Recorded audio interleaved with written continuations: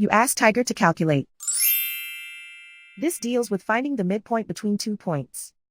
The midpoint between the 2 points is 1, -10. Let's solve it step by step. Plot the 2 points and calculate the midpoint using the formula. The coordinates of point 1 are, x1 equals -8, y1 equals -10. The coordinates of point 2 are, x2 equals 10, y2 equals -10. PM represents the midpoint of the 2 points.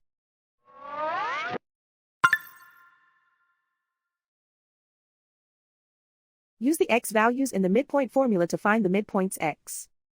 x1 equals -8. x2 equals 10.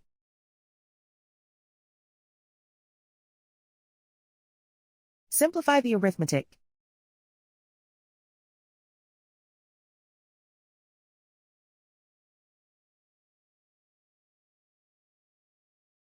Use the y values in the midpoint formula to find the midpoints y. y1 equals -10.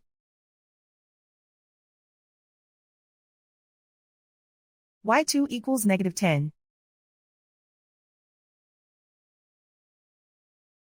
Simplify the arithmetic.